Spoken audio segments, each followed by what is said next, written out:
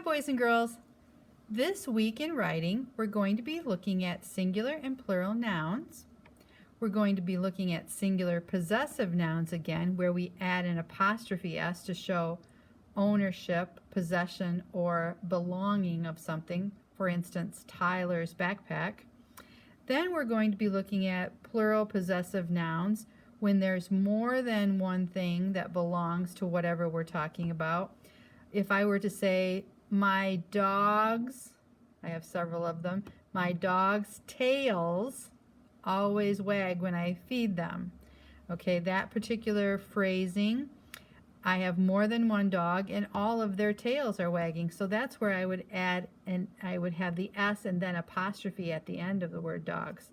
And then collective nouns. Those are a group of phrasing that we use when we talk about unique nouns and unique noun groups. So let's look at what your lessons are going to look like this week. The first one for Monday looks like this. You're provided with circles to move over to the sentence, and it asks you to circle the incorrect noun in each sentence and then write them correctly on the line. So you're going to be given a singular noun and you have to change it to a plural noun. So in the first one, the leaf changed from yellow to green in the fall. So leaf is singular and it should be leaves. So you're taking your tool and circling leaf and then typing in leaves on the line. I did number 1 for you, and then down in number 7 there's a free answer for you. My new pair of shoes leave my foot all, or hurt my foot all day. So I'm wearing the shoes and they're on my feet, right? So this is the singular form of that, and I have to write the plural form on the line. Okay, so there's 2 that are kind of done for you. On Tuesday's assignment, you're going to be looking at the singular form of a word and then trying to show that it has ownership. So this is like my Tyler's backpack example. You're going to circle the noun in the sentence that shows ownership and then type in its possessive form on the line. So you're given that tool again to move it to the singular noun. So the first one's done for you. Jason book report was the best in class. So that's singular and it has to show possession because the book report belongs to him.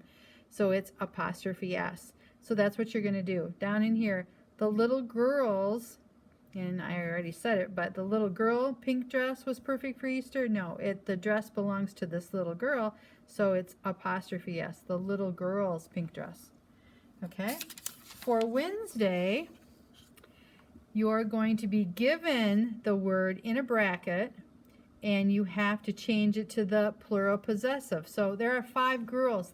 Obviously, that's plural. There's more than one. They have baskets full of candy. So when you use a plural noun, like that, you have to show the possession or the ownership by putting the apostrophe after the S because it's already a plural noun. Okay, and that's what you're going to do on all of these. Let's see, 7. I guess I didn't write that in the right spot, but there's my example of my dog's tails wag really fast. The apostrophe goes at the end, and that is the answer to number 8. Okay, then on Thursday and Friday, you're going to be looking at collective nouns. So sometimes when we talk about a group of people or things, we use specific terms and we add some phrasing to it. So a flock of tourists, a class of students, a colony of penguins, a flock of sheep. They're just unique words. So on Thursday's assignment, you're going to be given some sentences that have those phrases in it, and you're going to circle the phrase.